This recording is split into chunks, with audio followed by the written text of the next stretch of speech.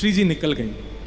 श्याम सुंदर यहाँ वृंदावन के तट पर वंशी वट पर एक कदम्ब वृक्ष के नीचे पौड़े हुए हैं, गैया चरावे के काजे गए हैं। इतने में ही तो श्री जी के मुखमंडल पर सूर्य के प्रकाश के कारण श्री जी के मुख से एक तेज उत्पन्न होके वो श्याम सुंदर के ऊपर पड़ने लगा और श्याम सुंदर को ऐसे ऐसे चौंधा जैसा आने लगा मुख पे। बोले अरे ये कहा है रो, जैसे थोड़ी सी अपने हाथ ऊपर करके देखे तो देखे साक्षात वृषभानु नंदिनी श्री किशोरी जी पधार रही हैं। अब तो महाराज जैसी देखे किशोरी जी आई हैं, लाला तो बड़े प्रसन्न है कि बोले जय हो, आज तो हमारे भाग्य उठ गए, साक्षात वृषभानु जी नंदिनी पधारी हैं, चरणन में प्रणाम कियो। बोले जय हो श्री जी पधारो। श्री जी आके विराजी।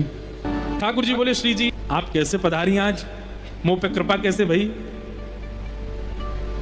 बोले हम आपसे नृत्य सीखने आई हैं। बोले अच्छा हमसे नृत्य सीखने आई हो आज? बोले हाँ।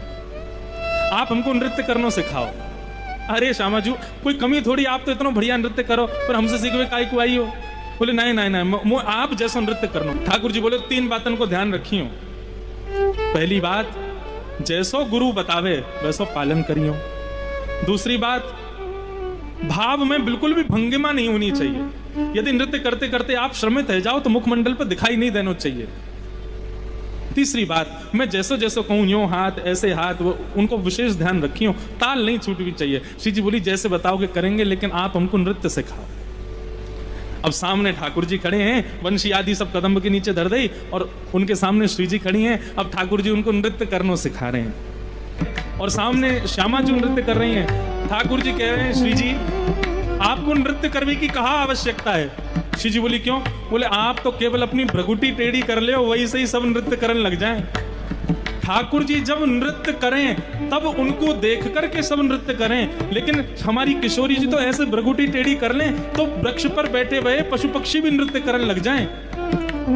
हे किशोरी जी वास्तव में आपको नृत्य सीखने की जरूरत नहीं है। क्यों? मोए नृत्य करवे के काजे हाथन के अंग प्रत्यंग बनाने पड़े, पैरन के अंग प्रत्यंग पैर आगे पीछे करने पड़े, लेकिन आपको नृत्य तो केवल भौं ऊपर नीचे है जाए वैसे ही नृत्य है जाए। आपको नृत्य की कहाँ आवश्यकता? लेकिन आप तो केवल अपनी तिरछे कटाक्ष से कोई को देख लोगे वही से मोहित है जाएगा। किशोरी जी क्या कर रही हैं? नाचते नाचते अब ठाकुर जी कहें ऐसे ऊपर भुजा करो, ऐसे नृत्य करो, तो किशोरी जी कर तो नहीं है लेकिन जबरदस्ती अपने भाव को भंग कर दें, जबरदस्ती हाथन को उल्टा सीधा कर दें। ठाकुर जी कहें अरे ऐसे नहीं करना, ऐसे करना है, तो फिर श्री जी कहें आप ही बताए दो आके कैसे करना है। ठाकुर जी बोले सब जानना हूं मैं मन की बात, ये नृत्य वृत्य तो सब भानो है, आप मुंह को देखवे आइयो। श्री जी बोली क्यों, कौन हो तुम? बोले मैं बड़ो मलूक हूं।